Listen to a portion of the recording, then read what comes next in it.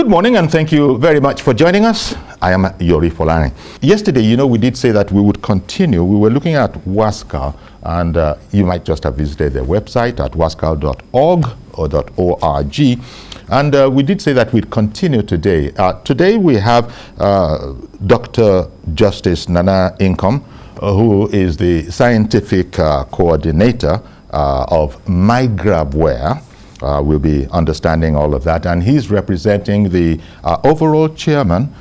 He's coming out of Ghana, I'm not sure, or Germany, but he is representing the overall chairman. So good morning to you, Dr. Nana Inkom. Good morning, sir. Thank you very much for joining us today. We've been trying to understand the wonderful work that's going on in WASCAL, and well, it does seem at the moment very much the province of the academics and the intellectuals and the specialists, and so we're looking to see if more regular market people can understand it. I will be joined also later on. We started with her yesterday, Professor Apollonia Okimame. Now, back to you, Dr. Inkom. Yes, I have just one quick comment. I have two feedbacks. So there was one preliminary voice and another one. So I'm unable to keep up consistently with the question. I'm sorry. Okay. If you heard a voice. Okay, maybe you're talking about feedback, echo. Maybe you were hearing it twice. Yes, there was a little bit of an. Oh, okay, so we understand that happens sometimes when there's distance between us. But are we good now? I'm still hearing myself, like the preliminary statement that I made. So I could also call back if that's fine. That way we can sort this out quickly. Okay, what we'll do, Doctor, is that I'll pause at the end of, I'll give a gap, so that will take care, you won't be hearing double. Okay? Perfect, yeah, that's fine. Okay. That's fine. Okay. So if you could raise the question again, then we'll take it from there. Sure. You are scientific coordinator of MIGRAWARE. Well, that's something that we know that. Well, you academics always do that. MIGRAWARE is an acronym for something. Could you first of all explain that? Because we want to understand what MIGRAWARE is in the context of human and environmental systems and climate change. So what is MIGRAWARE? Okay. So MIGRAWARE is indeed an acronym for a very, very big thing. And I'm glad you asked the question about what that is. So it is an acronym for rural, urban, and cross-border migration, an integrated framework for assessing the drivers and factors of migration in West Africa. So pretty much what we are looking to do is to sort of like understand why people migrate, how people migrate, where they migrate to, by having to connect the movement to the drivers that we already know. So hitherto we will be taking drivers as simply the pull and push factors, right?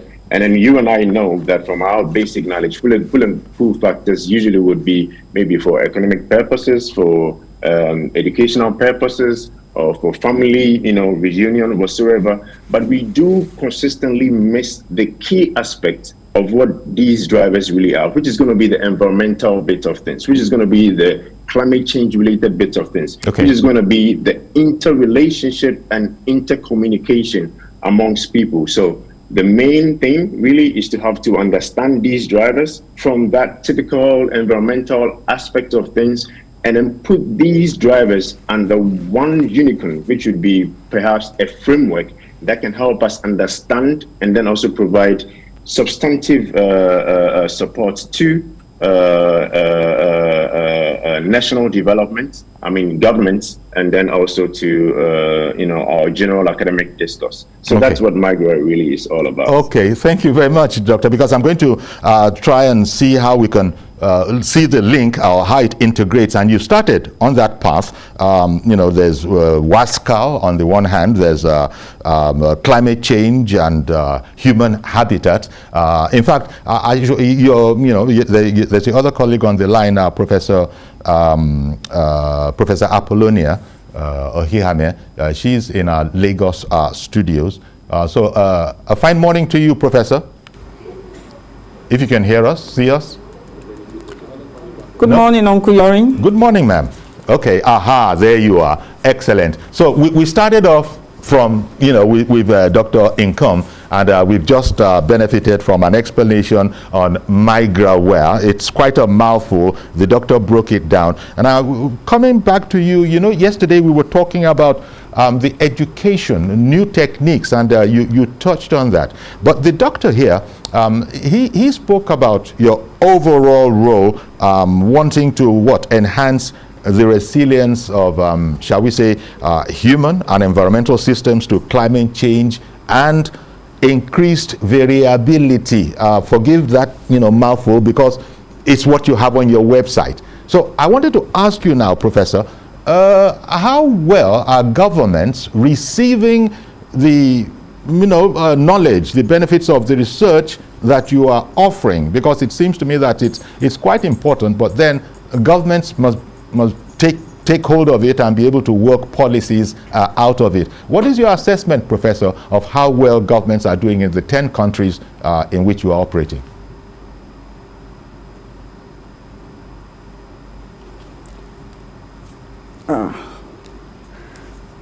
Well, for government to be able to tackle the policies related to migration, they have to be aware of the various outputs from researches. Now, in the case of MIGRAWARE, which is meant to give us a solution related to climate change and migration, we expect that there will be, we are going to suggest governance instruments. It could be financial, it could be regulatory, it could be commercially based, that will aim at alleviating migration needs. Not only that, we are also going to suggest improvements to local livelihoods, and then also suggest how we can sustain human environmental interactions. Now, this is in addition to using scientific and technological frameworks. And these scientific and technological frameworks will make use of innovative technologies like Twitter, a software. In fact, MIGRAWARE is a library-based open source software that is going to be derived from our activities in the research. And then we'll also use citizen science to record whatever interaction we have with stakeholders. Now, the government has to be aware of this, and WASCAL is in a position to make it easy for government as a form of service delivery. Okay. And then with that, we can also work with government to derive policy that will be useful in solving in mitigating migration. Okay. Thank you, Prof. Well, in case anybody just joined us and the Prof was talking about WASCAL, just once more to remind that WASCAL is an acronym for West African Science Service Center on Climate Change and Adjusted Land Use. Back to you, Dr. Income. When introducing you, I had said that you were representing the overall chairman, and he's a German, I imagine, because Germany is sponsoring this this project. So I wanted to ask, what's in it for Germany? Why is Germany, Sure. helping us out?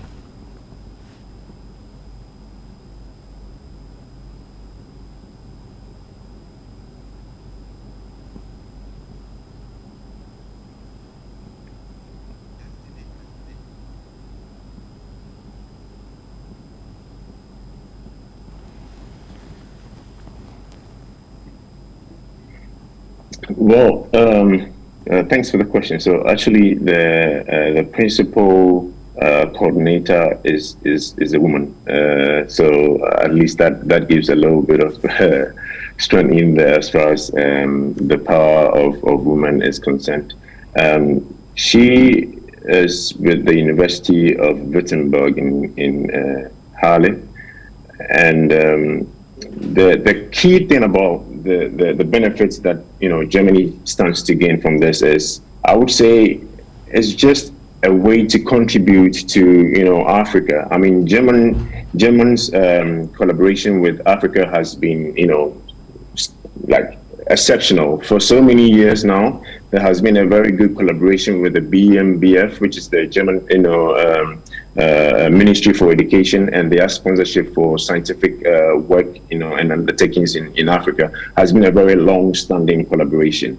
They have had very good interest in improving and training to sort of like improve the substance and quality of scientific undertakings in Africa. And this is a continuation of that very strong collaboration and strong efforts that they have long-standing collaboration staying with. So I would say that the need really is for them to help us understand the main core concept underlining the migration conquer. You and I know what has happened over the years with Africans moving to Europe and the kind of difficulties or challenges that they go through through where they migrate through, either through Libya or through the desert or whatever it is. And you and I understand the painstaking process that they go through, and also the brain drain thing that comes along with this whole movement. So if we are able to typically understand from the environmental and the climate change related causes the main drivers and factors of these migrations, then perhaps African governments are able then to provide substantive support systems and also techniques that can help minimize the challenge that our citizens go through in migrating to Europe, and then also the problem of having to settle once they get there. Because there's one thing having to migrate, and another thing having to painstakingly go through the process of wanting to settle. So that's really the key aspect of it. Okay. But the overarching body is to understand if there was any factor as far as climate change is concerned that causes these movements to take effect. So that's also another aspect that we need to be very sincere about. So that is the key thing. Okay. Does climate change have any role in this whole movement, or is it just the environmental bit of things? Or is it just people's interest to want to migrate, which you and I really know that's not the key thing. So this is more like an expedition that is sponsored by the BMBF to want to understand the key drivers of what causes this migration. Yeah. Thank you, Doctor. Professor, interesting what the doctor was saying in there. Especially, maybe I can bring it back to you because your university, Federal University of Technology, where you're a professor of geography, how did you come to be selected? I mean, of all the universities in Nigeria, that arguably have all that you have, how did it happen? Just the law of the draw, the luck of the draw, and is it important?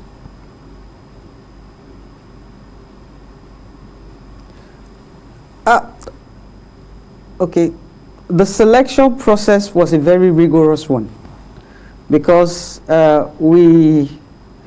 Nigerian universities were identified based on a criteria we call international ranking, just like in other parts of West Africa. Now, they looked at, first of all, let me mention this. WASCAL focuses on climate change, but with different thematic foci. You have economics, education, information technology, and so on and so forth.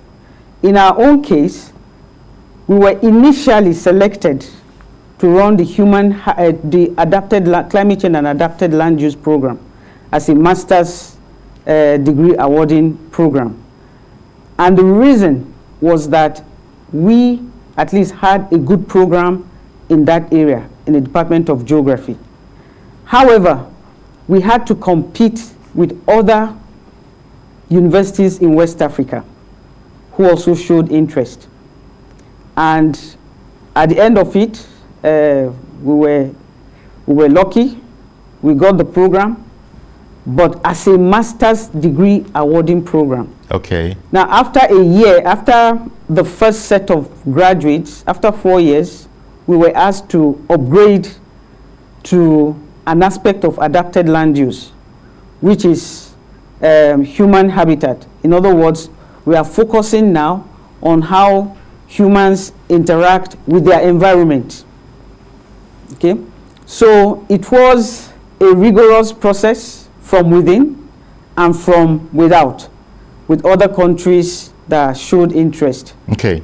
And okay. of course, 11 out of 12 out of West Africa, 11 countries in West Africa have one WASCAL program or the other based on the strength they projected.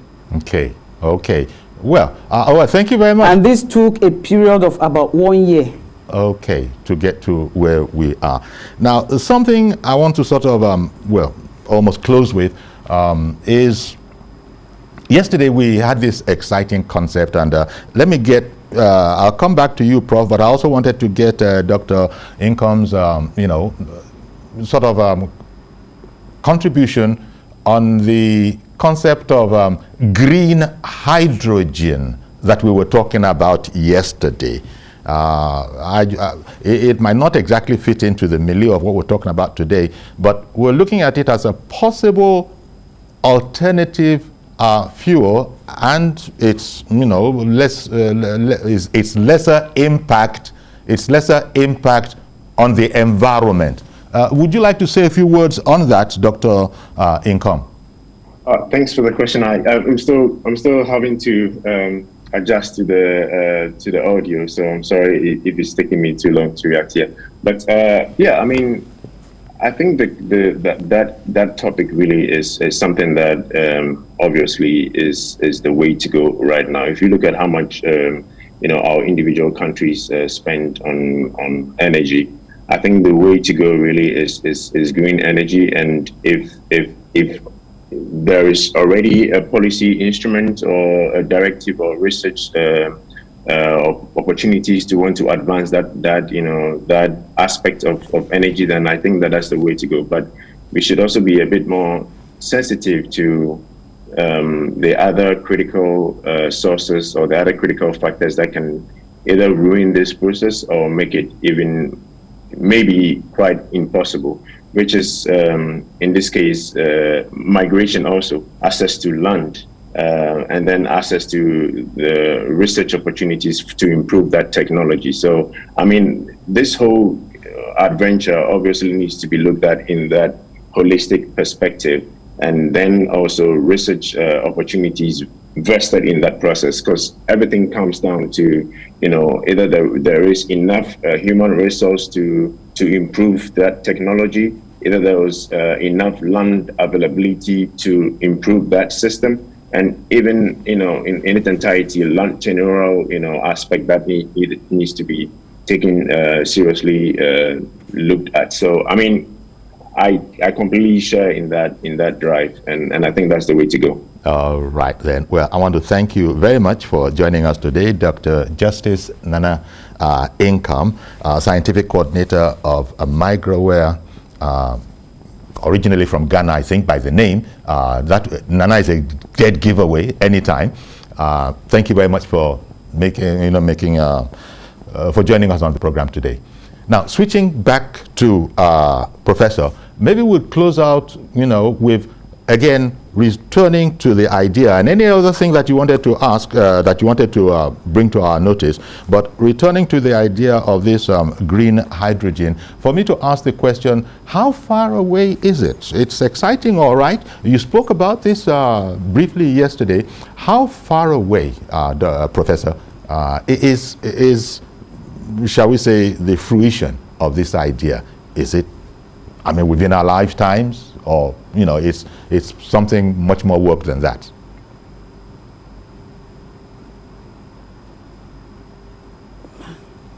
I have to say this. I have difficulty in hearing you speak, but from what I have picked, I can say, well, yesterday I mentioned that Nigeria is just starting. Okay. I think it's the right time to get involved in using this means of reducing our carbon footprint. However, I will want to say this very clearly. There's a lot to be said about green hydrogen. And I think we can come for another interview with you, Yuri, with my colleague who has gone to Germany currently, so we can link up with him and have another thorough discussion where if listeners are interested, they can ask questions. Indeed. That's a nice idea. So I think that's how I will cap it up. We can organize another program for this. Okay, then. In the meantime, this program, you said I could add any other thing I wanted. Yes. This program is meant for MIGRAWARE. We are launching the commencement of MIGRAWARE in Nigeria, so that interested stakeholders can join us and so that we can add value to whatever it is we are going to put to the table. Indeed. Thank you. And thank you also very much, Professor Apollonia, Ohihame. I'm going to hold you to your words because I'm looking forward to the exciting meeting where other people will be able to ask questions, because people did ask questions on the little that we did do yesterday. And I said, hold your horses. The team will come back today, and we've moved it forward a bit. But thank you very much, Professor, for coming on. Professor Apollonia Okimame, Director, Pascal Climate Change and Human Habitat in Nigeria. And also thanks to Dr. Justice Nana Nkom, who we heard of earlier. Okay, so stay with us. Thank you very much, Doctor. I know there's a time lag, so you might not have the time to respond, but thank you nonetheless.